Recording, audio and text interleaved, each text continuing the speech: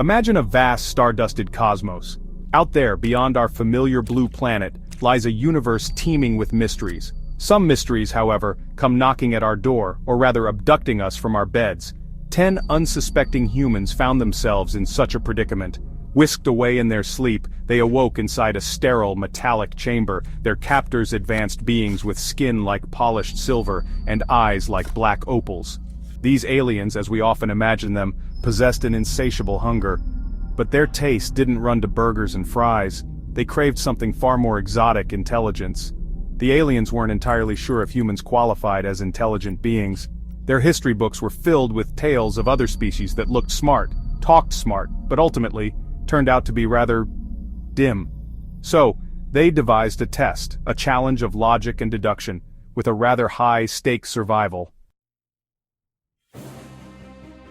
The 10 humans were lined up single file, tallest to shortest. A single black or white hat was placed upon each person's head. The distribution of hats seemed random, a chaotic mix of black and white. The rules of the game were simple, brutally so. Starting at the back of the line, each person had to guess the color of their own hat. Black or white were the only permissible utterances. A correct guess meant freedom. A wrong guess, well, let's just say it was definitely not a desirable outcome. To make things even more interesting, the aliens, in a rare moment of what we might perceive as kindness, allowed for a single mistake. One person, and only one, could guess incorrectly, and still live to tell the tale. 5 minutes ticked by on the clock. 5 minutes to strategize, to find a way out of this cosmic conundrum, or face the consequences. Time was of the essence, and the humans knew it. Whispers, frantic and hushed, filled the air. Then, a voice cut through the chaos, calm and collected. It belonged to a young mathematician, her eyes bright with an idea. Parity, she said.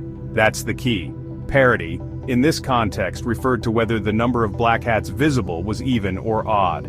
The person at the back of the line had a crucial role, a sacrificial one. They could see everyone else's hat colors, but not their own. Their task was to call out the parity, even or odd. If their guess was correct, fantastic. The group knew the parity and could use that information to deduce their own hat color.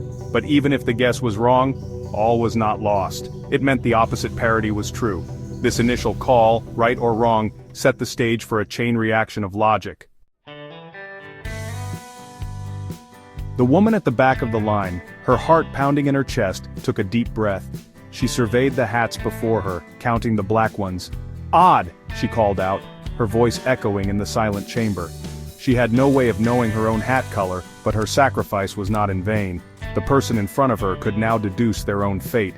If they saw an even number of black hats ahead, they knew theirs must be black to make the total odd.